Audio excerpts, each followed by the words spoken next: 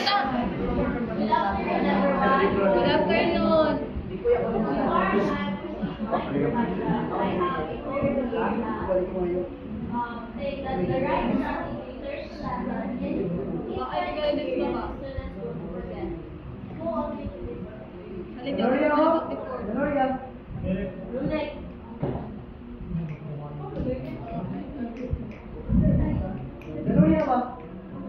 Rumnik. It's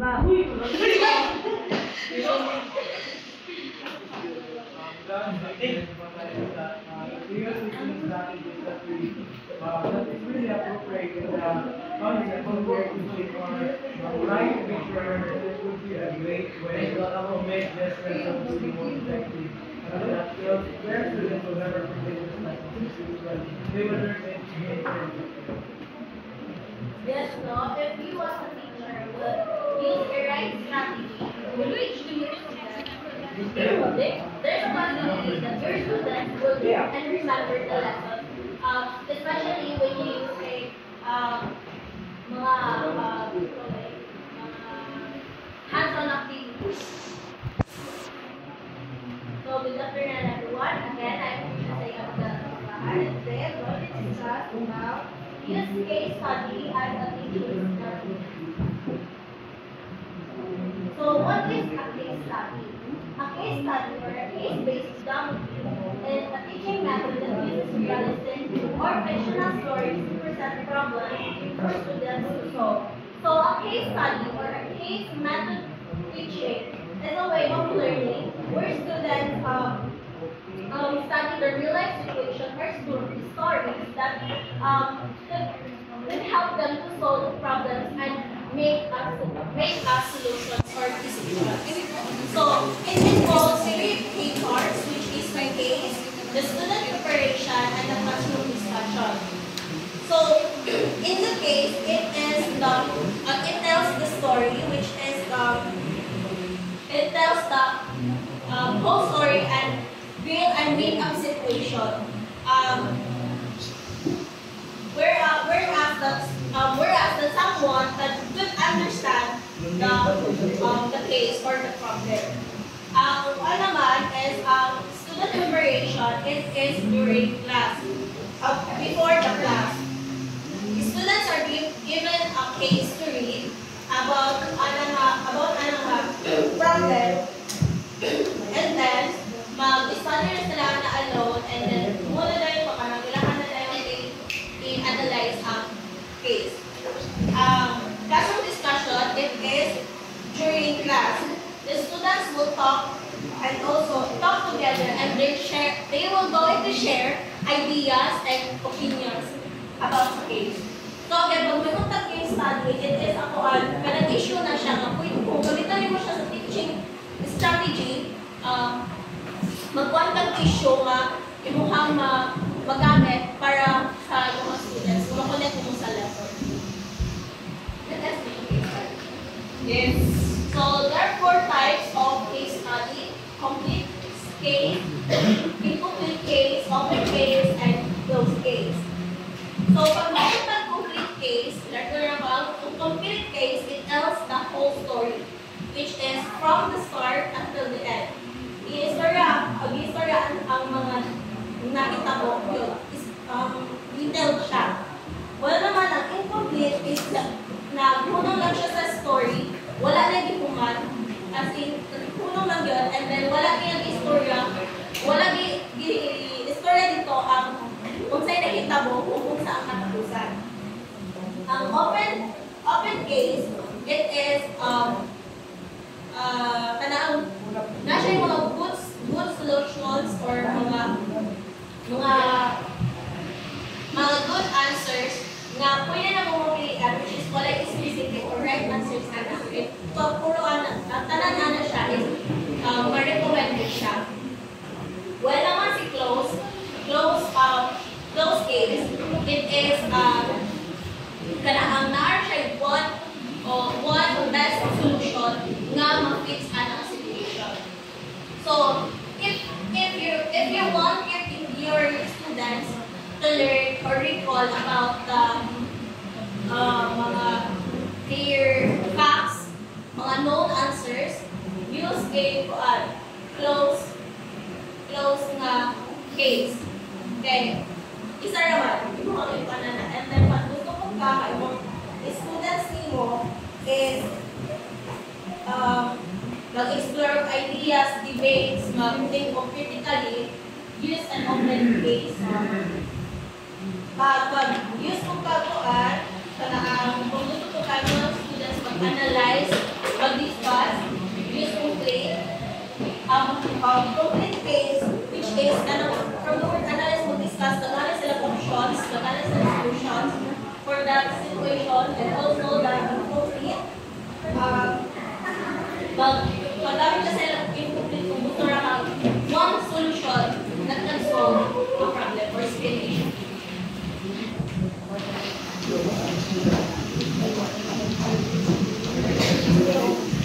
So, a case study should be used when the goal is to engage in the students' active learning and through real and realistic problems, they help students to think critically.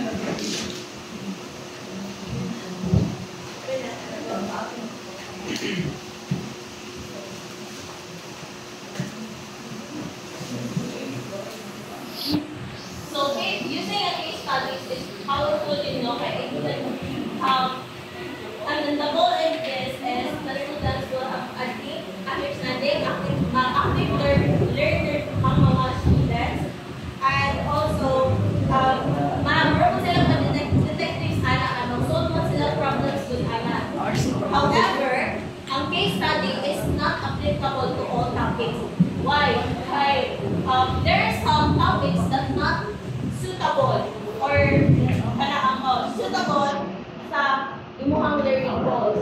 Naay other na methods na gana anak, that's why dili siya applicable sa mga topics.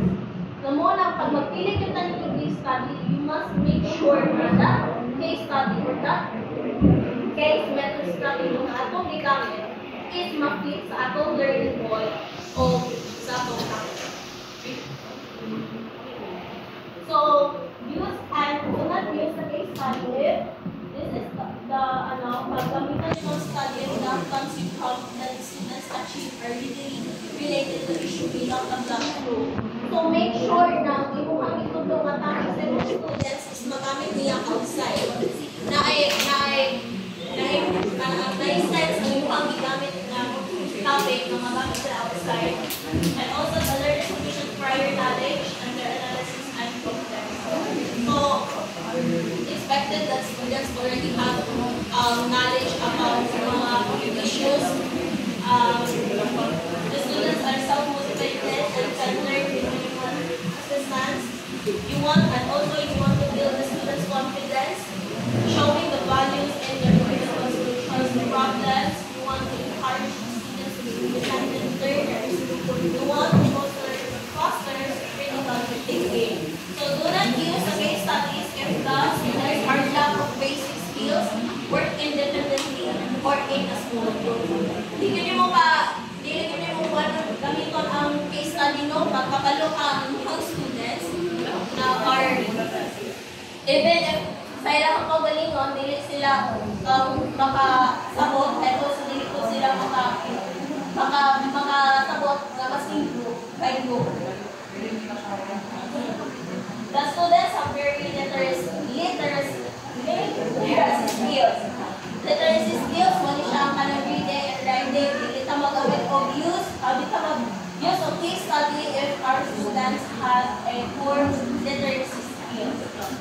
You cannot allow the students sufficient time to analyze the case materials, dili na mo, pwede nga i-ibok nila ito atong time ka ng atong sa itong time para yung makakuha sa students ng case study.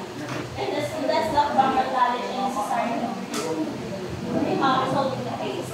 And just like this one, dapat make sure na to na atong students na ay alam anak ng case study at issue nga atong because sila nakatili sila mag-isugo o mag-usapin.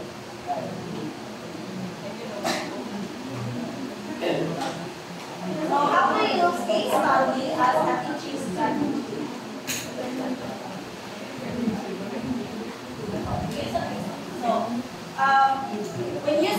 study and teaching, you need to decide if that case study will support or make way to the students to learn. So we have part which is the for support. Pag mayroon ng for support, it is magagamit ka mga simple na cases. For example, magamit ka of newspaper articles as an example na magpakita sa ilang na aning issue. For paper learning, kung pag mas detailed ka, mas magamit ka mga details ng mga cases para mas sabtan sa students and ma-analyze nila. So these are the four main steps in preparing to use case study. Deciding why and when to use your case study.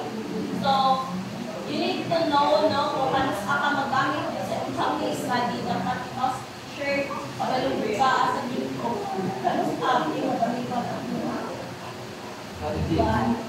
case study. Second is developing selecting the case. So mag-choose mo kung you will choose a case study that is suited for your topic and also that can help you to connect it to your lesson. The third one is guiding the students in their preparation for discussion. So, you give your students a guidance for questions, para makasabot sila after that discussion and preparing yourself for the classroom discussion. So, plan a question, plan yung question, 4 to 5 questions as a guide for your students. Mas makasagot sila sa topic and also what are the questions that you gonna ask for your students.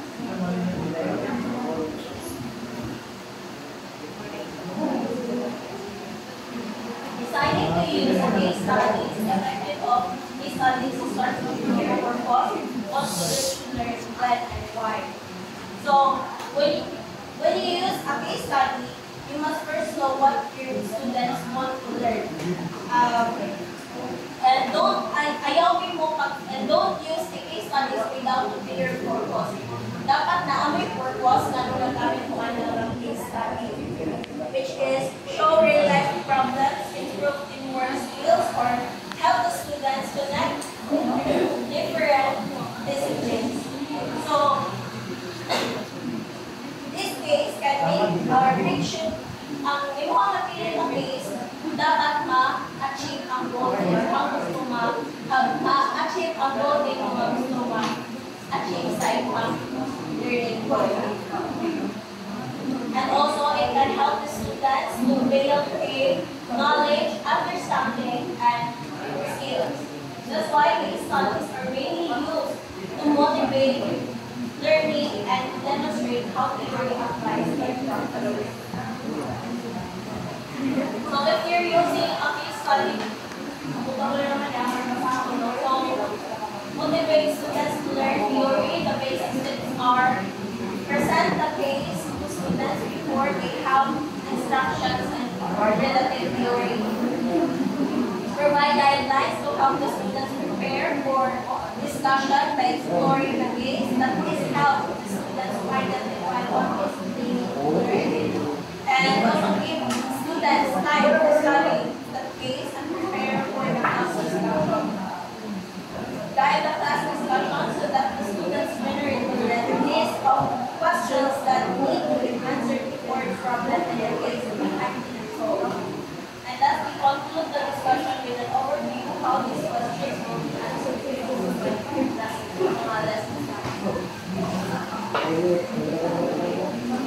And also if you're using case studies to illustrate application theory context, mga basic steps present the case to students after they have instruction relevant theory.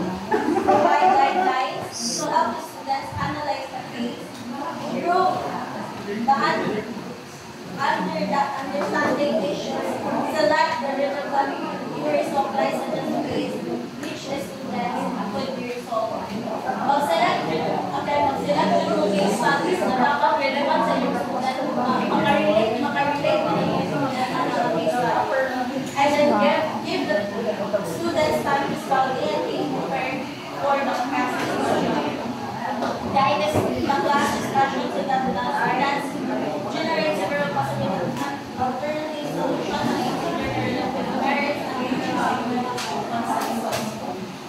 And lastly, conclude the discussion.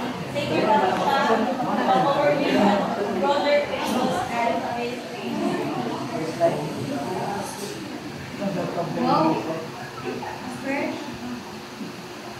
so, developing or selecting a faith. So, there are some really-made na mga stories. You can use stories from journals, journals, newspapers, books, or DVDs. Pwede ninyo magkuha ng case studies as a support. It is the best to write your own case, but mas hassle din siya. Pero, na may own experience ana. But, it allows you to solve experiences and time will show you kung siya ang pagkumatin mo kung ganito ninyo mga case studies mo na mas better if magkuha na lang po sa mga written which is kanang mga stories like sa journals, mga articles, mga newspaper articles, and sa mga documents na kanang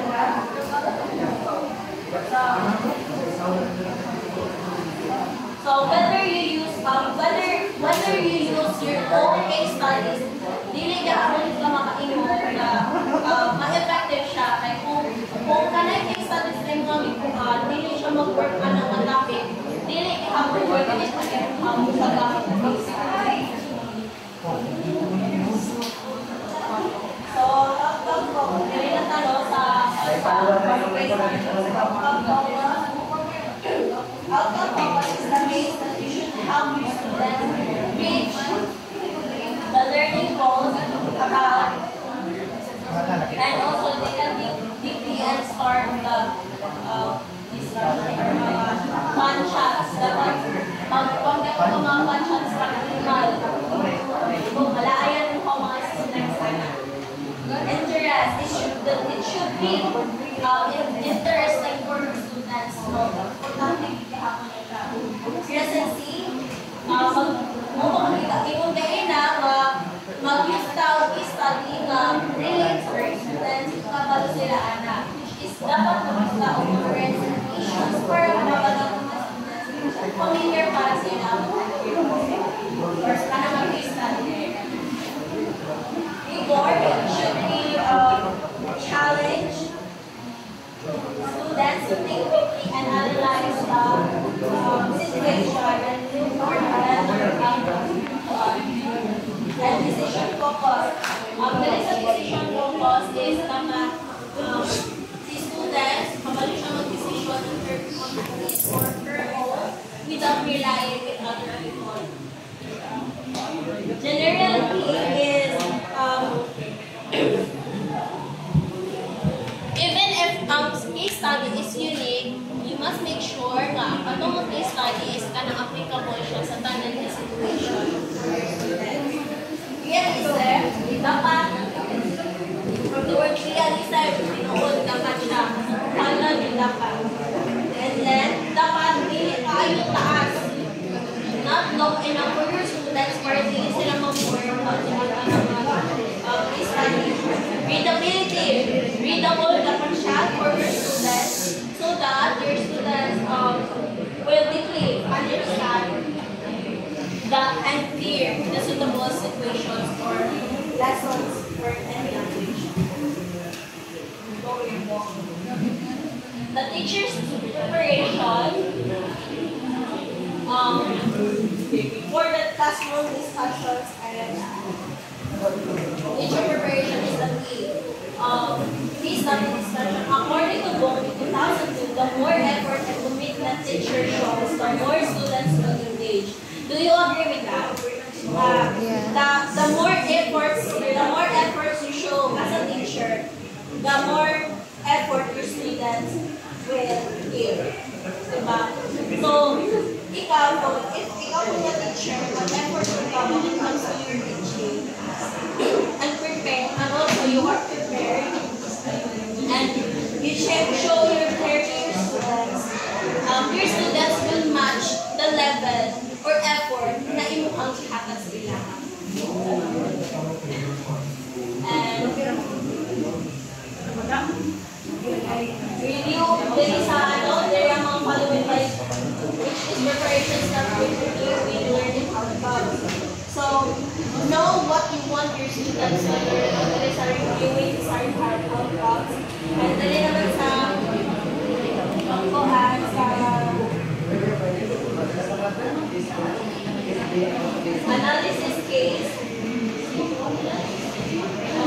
Analysis case is know the problems details about the case studies and also be ready to share an opinion if needed siya.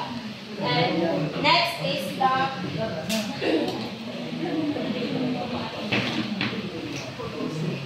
basta mag-prepare of questions. Mag-prepare of 4 to 5 questions that students should help students explore and also make a decisions and make an options para mas makasabot sila sa ilang topic. It is important po na maggamit tayo mga strong questions para mag-guide sila sa ilahang.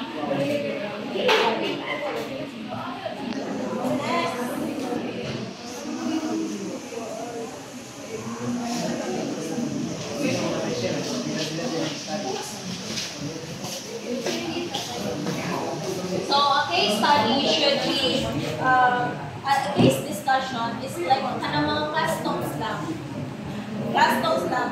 So as a teacher, you need to start the discussions, keep the students focus, and help them to think clearly, and also How the teacher make the student focus? First is the introduction. How the teacher going to focus on the discussion? The introduction is the students already Sir, wala sila naminaw, sir. okay. So you need Sige, no lagi need silang na tabi, para sir. imuhang i-repeat sa ilang patas na na kaya naman nabasa na kanila ang imuhang buhaton as a teacher. Wala naminaw. Gira ra og Espino ang naminaw, sir. You are going to remind them Mas kita rin to na connect pauralan. the case, how to connect the case to the lesson. Lang, nasabot lang sa kanya i-discuss. Sila pong nakaslide.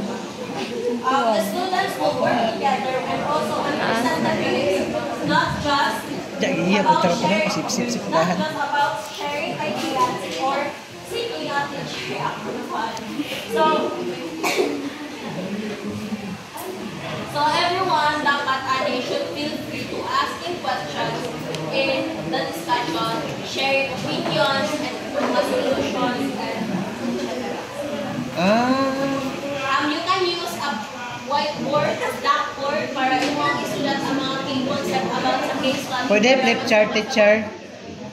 Pwede, anything. Basta kayo magamit nimo ka as a instructional materials, Pwede ba ng digital materials? anything right. Questions. An important teaching skills is open and Sir, sige sila tabi, sir. interactive education. So, from this Sir. this asking questions, hindi lang tama gamit ang question ang answer yes or no lang. Sama na, open-ended question na sa teacher. Open-ended ang kuan question. Open-ended. Sama na open-ended. Hindi mga ano na ng mga question dapat tayo Ah, basta lang yung solution na siya then mga relatable daily lang dapat yes or no ang matubag sa mga students dapat naagapon sila through the question naagapon sila yung material. develop maths. So these are the ones mga questions. Clarification can you explain what you mean by that? Elaboration can you expand on your idea? Generalization, what siya mga questions no? What siya mga example sa mga questions by in asking questions? Saan ang consensus? Ano ko, phone? What example sa ilang mga Example daw. Sa pangtana ang consensus. Sa bang room? Taka-taka, namin namin diri. Example daw, teacher. Saan ang consensus question? Ano akong example? Patiyan mo na dili. Agreement naman po. So summarizing Pero, nagtabi rin sila tanong, sir. Bataan. Ayaw na, Michelle, be. Even if ang iyong case study or discussion Ano, is Michelle? really mahumad siya on time, as a teacher, or you as a teacher, you must make sure that the discussion will flow clearly and dili siya yung kalit ang mga bagay. Dapat nagapoy. Dapat ito ang yung dali. Nagapoy ka na clear ang process sa iyong discussion. Ang main ora sir kay Espino Ragira. Plus Again, points. to conclude my report, as a teacher, no, as a teacher educator, we need to use a strategy or a case study that can relate to the lesson that we're going to teach to our students. Saan ang case study? So that our students will understand the lessons and make sure that again, take note na make sure the case studies na itong gamiton is relatable and applicable sa us. So that's all. Thank you. Yeah!